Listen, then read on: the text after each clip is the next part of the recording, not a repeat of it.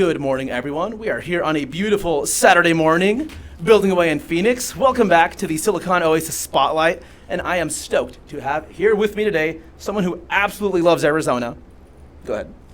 Don Fotsch. Want to do a little bit of the background? Yeah. What are you building, Don? Just give us a little background on how you got involved in tech. You come from tech. Are you from Arizona? I'm sure the audience would love to hear. Sure. So first of all, it's a pleasure to be here.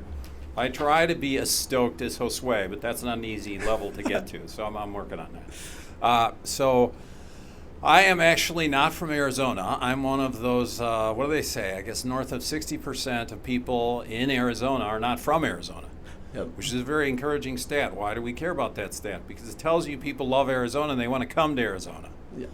So when it comes to building companies, and it comes to changing the world for the better, there's no better place to build company than a place where people want to be.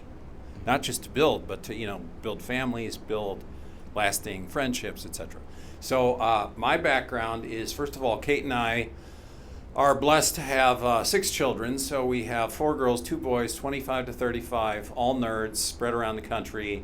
Didn't think any of them 5 years ago when we came to Arizona would follow us. And by the middle of next year, let's see, the second, third of our 6, half of them will be married, and all 3 of those who are either married or soon to be married, 2 this year actually, will be in Arizona. Nice. Interestingly enough. Such a great place to build a family, honestly. Yes. Which is a huge, I think, by the way, part of the untold story, in my humble opinion, about Arizona. If we had the perfect stats, the percentage of people, I would say the growing tsunami of talent, of people that are coming to Arizona and happen to be young and looking to build families or have young kids is quite high, which is very encouraging, because everybody cares about the place they live, but when you have kids, you care a little more. You pay a little more attention. But quickly, my background is, so I'm a mechanical engineer, first job John Deere. So for those people who like bending metal, machining, all that good stuff, that was like square one for me, which is a lot of fun in this day and age, like atoms, as they say, atoms and bits, hardware and software. The hardware stuff's becoming more exciting, more in vogue, more flashy, more hip, maybe hip, that's a good word. So mechanical engineering background, John Deere, 10 years out in Silicon Valley at Apple, first in manufacturing engineering and in supply chain at Apple, ultimately on the Power Mac program in 1994. Was in the operating system group, so got into software, which was a huge blessing. That was like a 10-year stint, but looking back, I couldn't have, if I set out to have the perfect training over a decade of hardware, software, heart of Silicon Valley, and finished up in software. Then worked on a few startups, US Robotics, 3Com, AOL, out in DC for a while, and then back to Silicon Valley for 5 years at PayPal. Oh, nice. And then back to the Midwest. By the way, that's where I got to know that I actually built, speaking of building all kinds of stuff, I built the first ever user experience and design group at PayPal. So there wasn't a UX and visual design and user research and all that good stuff consolidated group to do phenomenal experiences like you might get from Apple. So that was just a hell of a lot of fun. That sounds like a lot of fun, yeah. And some of the people, like the first finance guy ever at PayPal, a good friend of mine, Aman Verjee, was still there. So you got to work with, the people like the Elons, the Peter Thiels were gone. This was shortly after eBay picked up PayPal. Okay. But a lot of the people that were there from the beginning were still kind of in the trenches, in key jobs. So that was a lot of fun. And then fast forward kind of to more recently, I did a short stint in the healthcare world, running the world's largest home delivery pharmacy, $22 billion business for Express Scripts, transitioning that from more of like a mail order, almost like catalog order business to e-commerce, which was a lot of fun at that kind of scale. It turns out that, as we know now with Amazon Pharmacy, if you deliver a great experience, people don't necessarily want to drive to the pharmacy to get their medications if you can deliver them to home. And then most recently, still building a handful of applied AI startups. In the food inspection, beverage inspection, and battery detection and recycling space, turns out there's fire challenges in the recycling world. Yes. So as we put things in our recycling bin in the neighborhood, right? Mm-hmm. There's literally fires going on trucks, the ones that pick up your recycling. Yep. And at the recycling centers, because the batteries that are in the computers and phones and whatever, that we want to be responsible, but it's not easy. Like, people aren't going to drive 20 minutes to some Yes. place. So we're putting them in the recycling. And when a big front end loader scoops up that recycling stuff, you can pop open batteries. And as soon as a lithium ion battery gets open with a bunch of cardboard around it, you've got a fire. Yep. So the quick wrap up on that's going well. On the beverage inspection, our first significant customer is Tito's. So we're in the process of closing a big deal with Tito's. Congrats. And this time around, in a previous iteration of these, we raised about $20 million. This time around with these potentially 3 companies, we're bootstrapping all of it because we know the customers really well, the food companies, et cetera. Actually, Tesla is a potential customer, it looks like, for the battery detection, stuff. Sounds so cool. And then when I got here, so 5 years ago, about 2 years ago, as I started to get to know some of the founders and builders in Arizona, it became clear to me that we just need to get everybody connected. Yep. We need to kind of approach the whole, you might say, building economy, tech economy in Arizona as if it were a company. Yes. And say, hey, what's our mission? What are our values? Fortunately, Arizona has, and I believe this is maybe the biggest untold secret of Arizona, is fundamentally it's a golden rule state.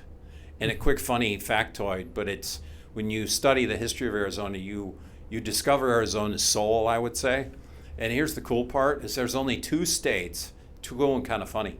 There's only 2 states in the United States where you can get a vanity license plate, literally, that says, live the golden rule. And Arizona is one of those 2 states. Let's go. Right?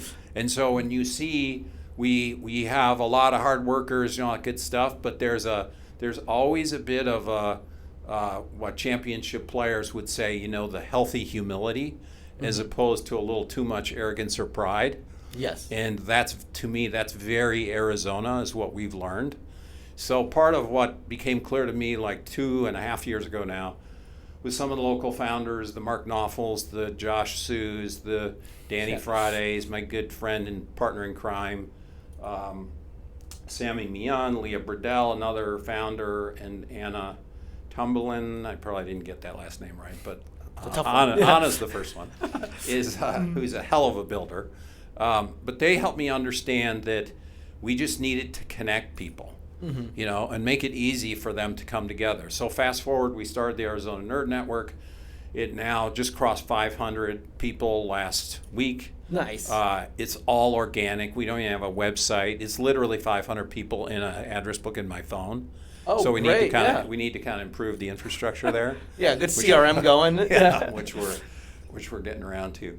But it was clear to me that there's just like a huge opportunity here to build what I would say the first values-based state economy to achieve prosperity for all, particularly the least fortunate among us. And I think in Arizona we can actually pull it off. So I actually have a couple of questions. I agree with that, by the way. One, you've got a pretty extensive background in tech, right? Yeah. And it all ended up in Arizona, so curious about that. Yeah. And number 2, you mentioned, because I have noticed, the Arizona Nerd Network, it doesn't even have a LinkedIn page, right? Well, we have a private LinkedIn group. That's all we have. A group though, not like a page. Yes. Got it. So for the first one, out of all the experiences you've had, right, what led you to wanting to be based out of Arizona? The first question, and then we can move on to the organic growth of the Nerd Network. Afterward. So it's really pretty simple. One of the things that so when our last of our 6 children, Caitlin, headed off to college. Now that was like 7. Well, it would have been 9 years ago. But when she headed off to college, Kate was like, okay, we're in Chicago, okay? And Kate and I both grew up in different parts of Wisconsin, so we know the Midwest. We've lived in, I think, like 7 or 8 states now. Wherever the opportunity was, that's where we went, right? Yeah, of course. And so Kate was like, okay, I'm done with 4 months of gray. That's a few too many months. And let's go find the sun. So if you're in the Midwest, most people, if they can swing it, they'll go to Florida. Okay, humidity is not my friend. I don't like humidity. Neither does Kate. So we're like, okay, and we had spent a lot of time in California. We would have gone back to California if to be kind but still honest, if it was run well. It's not a business friendly state. Okay, so we're like, okay, well, we're going to find the sun. We had spent a spring break or two in Arizona, and our oldest daughter, Colleen, was living in Arizona. Oh, okay. And so we spent a little time here, and Kate was just like, yeah, this will work. And what I would say, so we, in a nutshell, we are like, okay, we're looking at some different homes, blah, blah, blah. Fast forward, we were very fortunate to find a piece of land that already had a home all designed. Nice. And the most important thing was, which was definitely a gift from above, we kept seeing these nice homes around Scottsdale, Paradise Valley, but we have, 6 children, and as of the end of this year, 3 of them will be married. They'll be likely families, and we're at 2 grandkids. So we kept seeing these nice homes, and we're like, if we could just supersize the main family room in the kitchen, right? Because we have more humans than you typically would have, right? And sure enough, we end up finding a lot where the design was already done, and it had a hugely supersized, like, family room through kitchen area. Yes. And we're like, yeah, this is the one, right? It's Cafe Fotsch, right? Yes. Yeah, Yes, I've been there. It's roomy. I love it. Exactly. So, and to that point, so Kate loves her coffee. So this is like the builder mentality, right? You say, and it ties into some of our startups in the following way. So I was like, okay, Kate loves her coffee. She worked hard, still works hard. But she did the heavy lifting raising the kids. So we kind of did the, dad goes to work and mom's working her butt off at home raising the kids. And now it's kind of our divide and conquer. So she loves her coffee. I'm like, I got to get a commercial grade 2-station espresso machine so that when we have holidays and stuff, the cafe's in the house. You don't have to go get coffee. Nice. So every morning, in fact, before I came here this morning, I made sure and I squeezed the lemon for her lemon water, which she likes before the coffee. And then we make KK, as she's known by the grandkids. We make KK's vanilla latte fresh from beans every morning. Nice. And then to tie it into the building in Arizona, we say, look, every young company that achieves unicorn status, we're going to put as a contribution to their success and an acknowledgement, we're going to literally put a Cafe Fotsch in their headquarters. Oh, cool. Right? So it's like the milestone. And people, I was just joking about this at first. They were like, Don, we totally got to do that. No, I was going to say, I'm looking forward to one at Inked headquarters. That's how I'm viewing it now. Yeah. So that was really the reason we came. But the thing I would just quickly add, right, is that you come here and you know certain, like any place, it's to live in a place is totally different than just visiting, right? Yep. And the quick summary I would just say is that the story of Arizona, I'm telling you, we will definitely, our friend over at AZVC, Jack Selby, he's among his many talents, right? He's into movie making. So at some point we'll get Jack to make the movie of Arizona. But the story of Arizona is phenomenal. I'll just touch on one of my favorite factoids, okay, which is talk about being a builder state and having the potential to be to America what America is to the world. So if you were literally like writing the script for the movie, for example, like what president would you have sign Arizona into existence? Meaning there was a thing called the Arizona Original Act in 1863, which is the act that created the Arizona Territory in 1863, which predated us then being a state, not till 1912, state 48. Okay, cool. The president who signed us into existence, none other than the most revered president in the history of the United States, Honest Abe Lincoln. Oh, really? Yeah. I did not know that one. That's cool. Yeah. So, when you got that kind of history, like, it's, as we joke, the bulk of the people in the United States still, I would argue, don't know anything about Arizona. They just think... I would agree. I grew up here and I didn't know that, so please keep going. Yeah. So, to them, it's just like, it's like maybe they heard of a John Wayne movie or a Western, or they're like, if I see a barren desert, that's Arizona. Just kind of maybe what they know, right? And when you are here, you actually come to understand not only this rich history, the rich values, Ditat Deus, that's our state motto, God enriches, like, okay, well, you're enriched, what do? You build. Yes. You build because you have the riches. You have the copper, the cattle, the citrus, the cotton, I missed one, but you know, the 5 C's. Yeah. And you build. And who do you build for? You build for others. Because that's what we're here to do, right? Is to help each other out. Something I've loved about hearing you at different events around the Valley, Don, is you've lived in several states.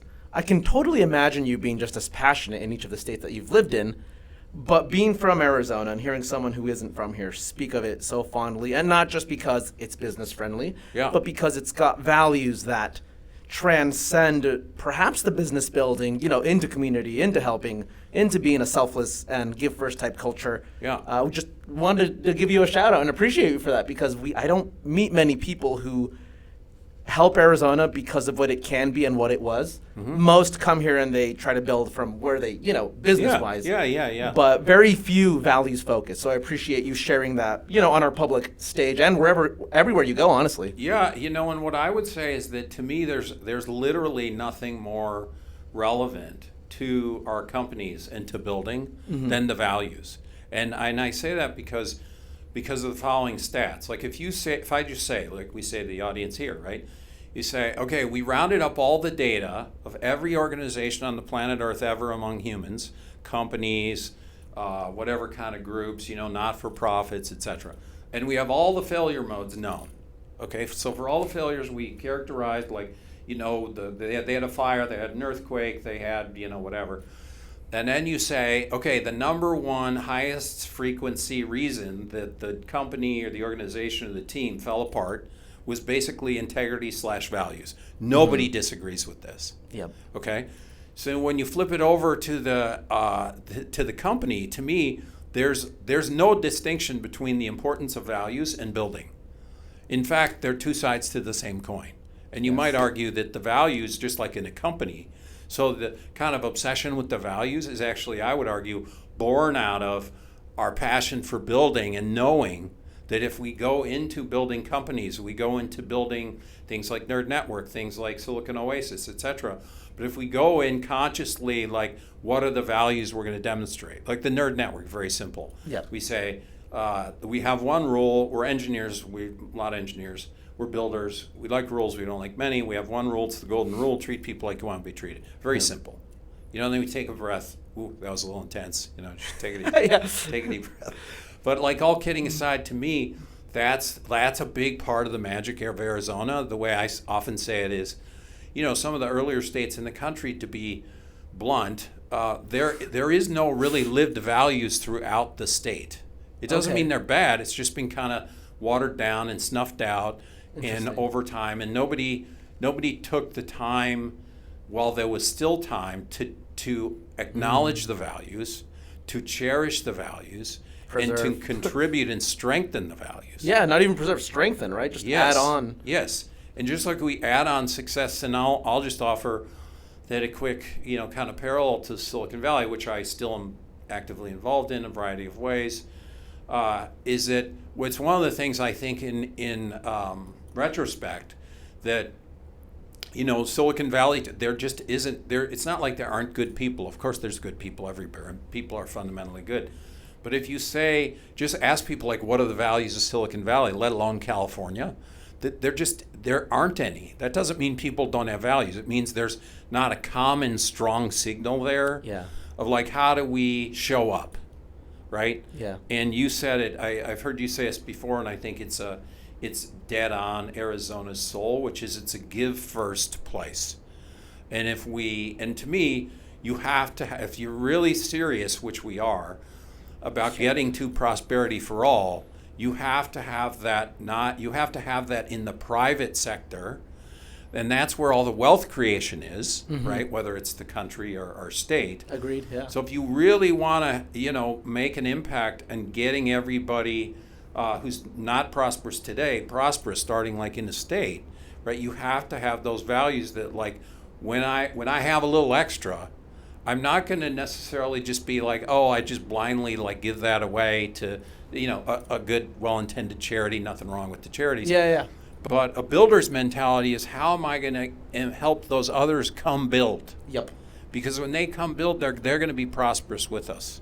And the last part, I'll just kind of cherry on top reminder, is, to be blunt, in not just in our country, but around the world. We've been trying in the U.S., it'll be next year, 250 years, people trying to help make the least fortunate prosperous. And we keep thinking that the public sector is the way to do it. And I'm not going to suggest that there aren't good things going on there that are helpful, right?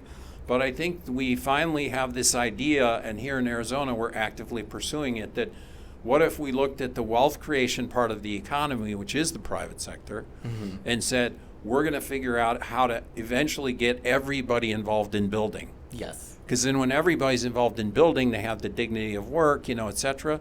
That's probably the best shot we have to truly get to prosperity for all. Love that, because I've seen others around the valley, right? You can say Matt, Daniela, DeMarc Knopfel, everyone, right? Yeah. One of the biggest things that I've seen from people who contribute to this community building and build together type of mentality in Arizona is it's the hardest thing and the simplest thing, I think, which is just showing up. Sometimes just showing up, being available for people and giving back is again, it's not a dig to any public sector directly, right? Like I'm not trying to make anything political here. Yeah. But being there, giving back, it's going to take some money, some time, but I think it's one of the best ways to galvanize the entire state into that kind of build first, give first community. And I'd shared this before, just kind of one-on-one, I believe, but parents came to this country, to California, with nothing in their pockets, right? Zero, zip, nothing. Yep. And I love this country, excited for its 250th birthday. I've gone from working in construction 5 years ago to marketing 4 to venture capital 3, and then now I run a nonprofit and a startup, and that's all because people gave back first. This isn't me saying, oh, look what I did. No, it was 100% because someone else said, this is how it's done. Right. I will give you of my free time. Yep. Go help someone else. It's always take it, give it back. Yeah. And I think the other thing that's really important to highlight is that in the process of, and there's good examples of this around the country, but in the process of, to your comment there related to, okay, well, some people are like, oh, public sector, they're not very bright and, whatever, which is not reality. But what I would say, and this is where the private sector and the public sector come together, is it an itty-bitty baby bite at where we're headed highlights the following, that when the private sector actually comes together in a state, which personally I've never seen. I come here and I'm like, I'm actually helping build the state of Arizona. It's a small contribution, okay? But I'm helping build the tech GDP in Arizona. Yep. And the two key ingredients are the values, okay, and tech. And people are like, well, what about stuff that's non-tech? Well, first of all, I would make a humble argument that pretty much any business has some amount of tech these days to continue to be productive. But the reason we're obsessed with tech is because tech has always been, and will always be, in my humble opinion, the most powerful generator of productivity. Yes. Okay? And so when you're building and you have productivity on your side, right, that means every tomorrow is more productive than today. And that's big, because then when you get other people involved, you can be more productive together, which is how you get to the prosperity. Having said that, actually the Nerd Network is the itty-bitty baby good example of, we just hauled off and did it, okay? I was going to ask about that next, so keep going. Yeah. We just basically, people were, I think it was Josue, literally, he said to me, Don, we just need to round up the rich people and round up the nerds. Yeah. And I said, well, if the nerds are working on solving problems that are important for humanity that you can make a profit delivering, the money will find them. So let's focus on the nerds, like rounding them, nerd founders, technical, designers, data analysts, engineers, et cetera, hardware, software, all the stuff. So, when you pull them together, it's important for me to note that we haven't asked anybody for money. Nice. Okay? Yeah. There's been one group, and actually one person, but one group who came out and just said, look, you shouldn't be you shouldn't be paying for the pizza and the water and whatever.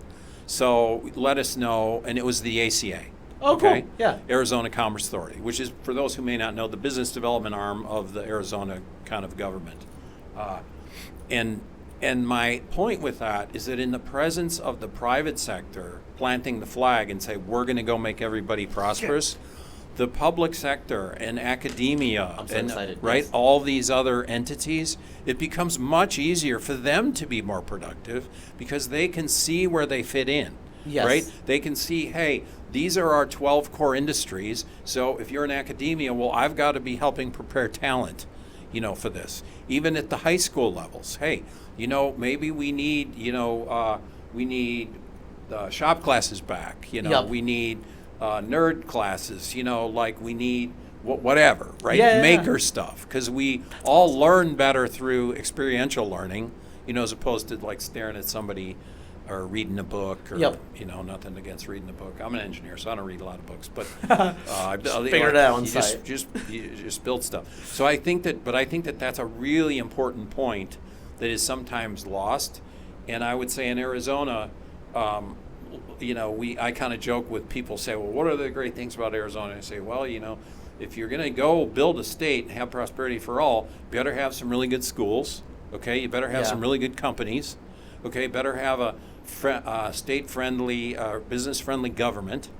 Okay, and then I usually say, when we're keeping it light, I say, well, our government sucks less. Yeah. And we used to say that at Apple. That never made the official, ad campaign. The slogan, right? or yeah. But we would always say it's not that the Mac is that great. It's just that it sucks less than Windows. Interesting. That's cool. Right? But if you have something, all kidding aside, that people need or that people want, right? Yep. Like universally, like, people like coffee. It's like, okay, well, if your coffee sucks less than all the other coffee out there, you're going to have a lot of business. Yep. So, it's a little tongue in cheek, but as builders, we like to keep the humor. I like the story of how the Nerd Network came to be, because very similar to ours, where you just go and build it. You just run Right. with it. I remember when I started, what Silicon Oasis used to originally be called Venturon. Same Yeah. thing. I just had a LinkedIn page, nothing legal, just throw in tech events. Yeah. Founder, investor, operator only at the beginning. That was coming out of my own pocket for about 15 months. Yeah. And it wasn't until about 3, and at the beginning, Don, entities did come in and they offered Yeah. some sort of funding, but with stipulations. They're like, Yeah. oh, we like what you're doing, but you need to be doing this if we fund you. And Yeah. I rejected everyone for about Yeah. a year. And it wasn't until my co-founder, Kyle McDonald, came. He is not in tech, by the way. Has never worked a day in tech. I've met him. I've had lunch with him. And he just said, I just want to help. I'm a 6th-generation Arizonan. Yeah. How can I help? You don't need to pay me. Yeah. And I was like, that's the guy I need to help me, Right. help spotlight Arizona tech. And since then, right, that was about a year ago now. But now we have people coming in offering to do X, Y, Z. Right. And what I love, where it's similar in the stories, right, is look, you let people who want to do it, have a passion for it, just run with it. The people who want to support, they'll follow along. They'll see where they Yes. fit in. So Yes. I guess this is an open invitation to anyone out there looking to build something, looking to get involved in something. There's a big thing on X right now, right, where it's you can just do things. And I think I've seen you Yeah. on X frequently as well, where you can just build things. Like you can just do it. Email that VC, start that company, Yeah. and reach out to either of us. Like Right. honestly, we want to see you win, but I just wanted to, share the similarities. How if you start something and it's good and it helps people, Yeah. the support will come. Yeah, I think that the other thing I just reinforce to that, because I like violently agree, is that it highlights something. Another way to say like a give first mentality, specific to Arizona, is you want to. We say it this way: for people who are doing like what you guys are doing with Silicon Oasis and what we're doing with the Nerd Network, and now we're seeing like maker groups, like groups of 30 getting together once a week and just cutting together and building because they want to spend time together. This is the in real life, relationships, which is the total focus, by the way, of the Nerd Network. It's like we understand that people can't always make it, but maybe you make 3, 4, 5 in a year, and people know like if you have kids and you don't bring the kids, we're gonna like hunt you down and bring those kids. Because in Arizona, cool. That's this is awesome. a family-friendly thing. Right? Yeah. I've lived in places, again, not to denigrate, but where having young kids was a reason you couldn't go. And we say, no, in Arizona, that's a reason you show up. And then what we're seeing already, which is still, it's a little young, we started in February of 2024, but we're seeing the kids, starting to poke the parents, are we going? That's amazing. Because free pizza, and so you can see, these are the things, like you said, when you just start building. But the thing that I would say is really important for us to be conscious of, like with what you guys are doing with Silicon Oasis, Nerd Network. There's the stuff Matt Sherman's doing, et cetera, and including all the builders, is when we do some of these kind of things just to strengthen and reinforce the values and add to the values and be give first, it always emanates from, there's a love of Arizona. Like when you say, all you have to do is say sixth generation Arizona, you don't need to say loves Arizona, it's obvious. Right. They've stuck around. Yes, exactly. And a lot of them, we call them the boomerangs. Those are the ones who grew up here, they went to school here, then they were in Silicon Valley for 7 years, then they come back, you say, why are you back? I have young girls, or I'm starting a family, and I want to build my family here, and I'm going to build a company here. Right? Quick note there: everyone in high school that went, graduated from my graduating class, they all moved away, and I was like, that's life. And then literally 4 or 5 years later, every 80% came back, and now they're here with their kids and their homes, and it's beautiful to me. Sorry, go ahead. But the foundational point is this: is that the people, in order to progress, right, as rapidly as we have the potential to do, to get to that first values-based state economy, we need people like you guys are obviously this way, a lot of us, but connecting the people who love Arizona. And when I say, like, it's another way of saying kind of the give first thing, but we're not, we're unapologetic about the fact this is irrational. Okay, Yes. We have irrational love for Arizona. And the reason we do, in part, is the rich history, the values, et cetera. One of my favorite things, another interesting factoid, there's no state in the United States that has more different types of industries with incumbents and startups coupled with as high a non-native population as Arizona. So let's say that a different way. Arizona has more different industries with established companies and startups, and also is a state where people clearly want to live, as evidenced by the very high non-native population, 60 to 70%. So you can ask ChatGPT, I've done this with ChatGPT and Grok, what state, has a broader set of industries with incumbents and startups coupled with as high a non-native population, AKA people want to live there, than Arizona? It comes back, none. Amazing. Compares us to California, Texas, Florida, Colorado, and Nevada.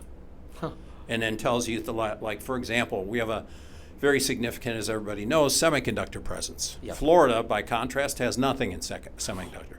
My point's not to dump on Florida. I think Florida is a wonderful state, right? But the breadth, right, the breadth of industry speaks to me to the potential and why, as you peel back, why those values are so important. Because that value foundation is what all those industries are built on.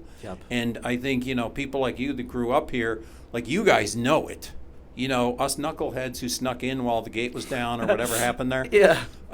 We need to do our homework, and have good friends like you guys, right, to help us understand and then add to it.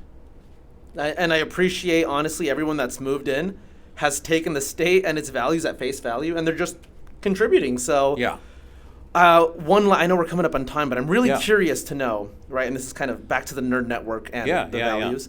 What do you think spurred, or I guess maybe directly, spurred such an organic growth with it? Because it's not just people that go and build, right?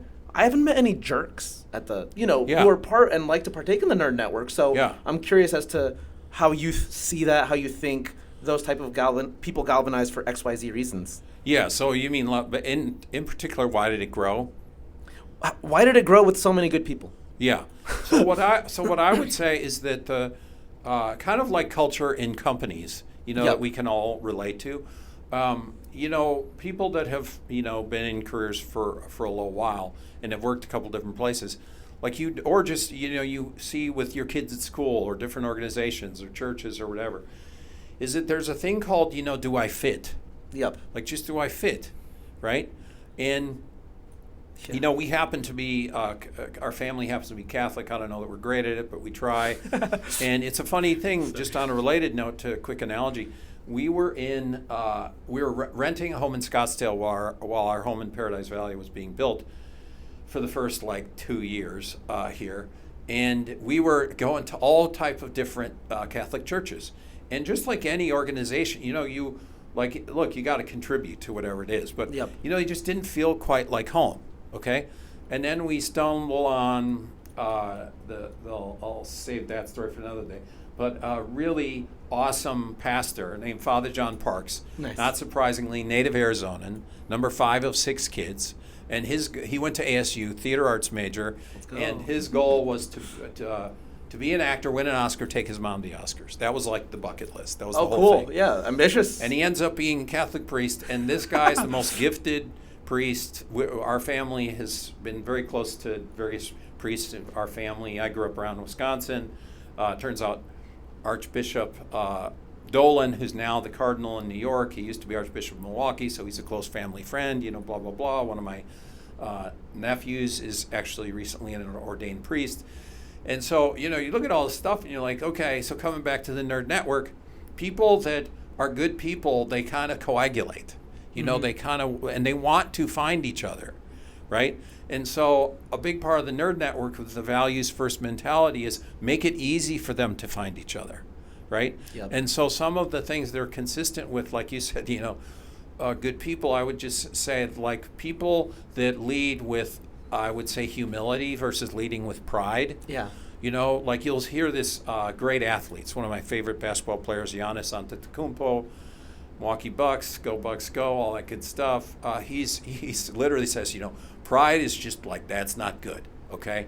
Humility and strength, this is good, Yeah. right? And it's like, hey, everybody makes their own choices. But this is what's in the water table here, right? Mm-hmm. It's just like I say, the Dita Deus, it reminds me of the opening sentence, literally, in our state constitution. We, the people of the state of Arizona, grateful to Almighty God for our liberties, do ordain this constitution. I think that was basically where we intend to today and forever be good people. Yeah. It doesn't mean we're going to be perfect. We're going to fall short, but we're going to help each other. We're going to be there for each other. And so kind of taking that approach, what you just find, I just think that there's a lot of people who have come here and people who have grown up here who they don't know another way. Yeah. And so it's interesting to me, particularly the ones that come, because I notice as I meet a lot of them, particularly, people like just a young family is coming from the UK this fall, and the mom grew up in Nogales. Yeah, okay. I had a meeting with her on Monday, and I'm following up on Monday again. So so like they're funny. coming from everywhere. Yep. Right? And they're finding, if they're doing anything builder related, they're finding us. Mm-hmm. It's just through the loose connections. It'd be like, oh, you need to talk to Don if you're coming from. Yeah, that's funny. Okay. And so the wrap up on all that is simply to say you end up with the good people for 2 reasons. One is the good people love to find each other and then kind of contribute to the goodness. Yes. Okay.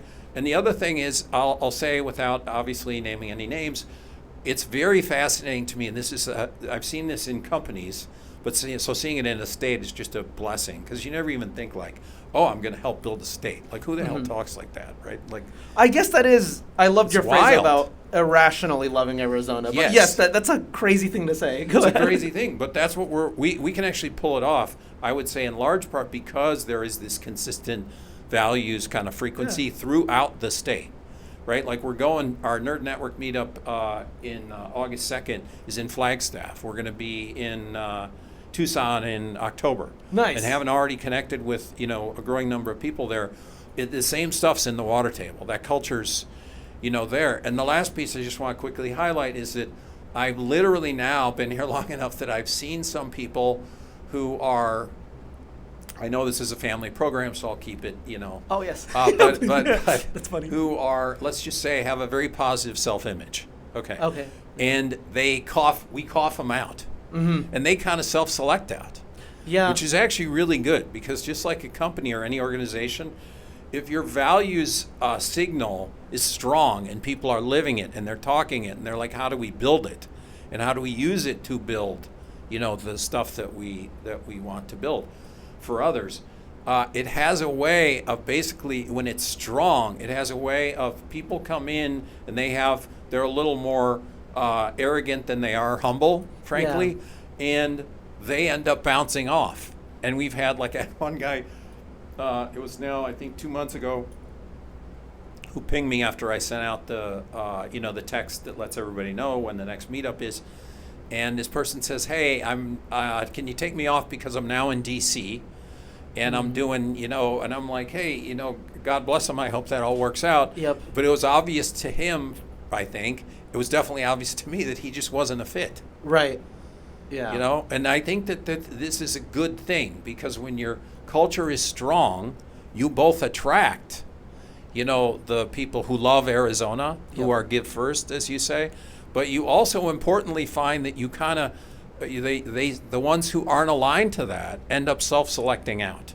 I've noticed that as well. Again, we're not going to Yeah. say any names, but yeah, I think it's a good thing as well. Yeah. Because if people are self-selecting out, then apart from not having to be rude to them and say, please Yeah. don't come again, everyone finds their space. Yeah, and right? and again, to me, the beauty of all this is we learn all this and we apply all this from what we know from building companies. Yes. Because that's the way you build a company. It's like, it's great. Like if I'm joining your company, and so, like I had my youngest son actually called me on something like this 3-4 months ago. He's like, "Dad, I just interviewed this person and they do a great job and he'll do a great job, but I just think they'd be a train wreck in the relationships here. Like, what do I say?" And I say, "Okay, well, I'll tell you what you don't say. You don't say to your colleagues what you just told me. You say," Smart. I say, "Connor, are there written down values anywhere?" And a lot of times in companies, people know there are, but they don't know them, which is Yeah. not where you want to be. That's why we say, faithful, ambitious, pioneering, welcoming, humble. That's Arizona. Mm-hmm. Now, I didn't create those. I'm like, I observed those. I saw it. I just wrote it down, And so I said to him, "Go find, do you have, yeah, go find the values, and then now look at what you learned from that interview and what part of the values and this person, the way they show up, are inconsistent. And then you tell people, hey, I think this person do a great job, but I'm not sure that they really align to our Interesting. values." So when you think about it, all we're really doing with this kind of like love for Arizona and the values and all stuff, we're just applying what we know from the private sector, Yep. from building companies, which is we hear this all the time, like sports is a great analogy, is that you hear players winning championships, even when they have tough, seasons, somebody gets injured. But you say when they have to hang up the cleats, they say, do you miss, what do you miss? Yeah. And they don't say, I miss hoisting the trophy. I miss the plane ride back with my teammates after a road win. And that's because they love their teammates, And we have this crazy idea, because we love Arizona, that we can bring that to the team across the state, right? Yeah. The people can increasingly wake up knowing that, like, yeah, it's the dignity of work, I'm gonna play ball today, and I got people that they got my back. Yep. Because they love Arizona like I do, and to love Arizona is to love who's here. Yeah, and help them succeed and win, right? Yeah, and so whether it's like, pick your I guess, winning a World Series, we got baseball season right now, Yep. or, like Palmer Luckey and the guys at Anduril building stuff, or the Hadrian folks who just major commitment to Mesa here, is you go to any team that's doing amazing things and you find really healthy culture, particularly if it's sustained over years. Yep. Because you have to have that. You're going to have tough days. Absolutely love it. Don, if there's a one-liner you could leave the audience with in Arizona with, what would that be? I would just steal your line, and I would just say, give first. Yeah, I would tend to agree with that one violently, as you said. Couple of things, and we'll wrap up now, but love that you pointed out how ridiculous it sounds to say out loud, we're going to help build Arizona, right? Like, to be a major contributor, like you said, in small ways, but definitely defining ways, small but defining, there we go, is no small feat, I would say. So congrats again on the growth of their network, on everything you're building. And I really appreciate your time and coming by on a Saturday morning. Yeah, it's my pleasure. I just think we're all blessed to be here, and it's a wonderful thing to be able to wake up every morning, and I think you hit the nail on the head. And it's still just kind of like seems like just a weird thing to say, but we're doing it, is we're literally building a state. And when you think about a state being built out, starting with a give first love of the state and the people in the state and country, is it any surprise that we will wake up one day and people will be saying, we won't be saying, right? But people will be saying about Arizona, Arizona is to America what America is to the world. I love that one, by the way. I know I've heard you mention it around at different events, but I think it's Arizona's destiny. I don't know if that sounds really corny, but I like calling it Arizona's destiny. It's the call to build. There we go. Right? Awesome. Well done. Thank you so much. I appreciate you being here. And any last words, or else we're good to wrap up? If not, no, just thanks for having me, and keep up the fantastic work. Appreciate it. Thank you so much. Same with the Nerd Network and everything else. Well, everyone, that is it for this edition of the Silicon Oasis Spotlight, and we'll catch you next time around.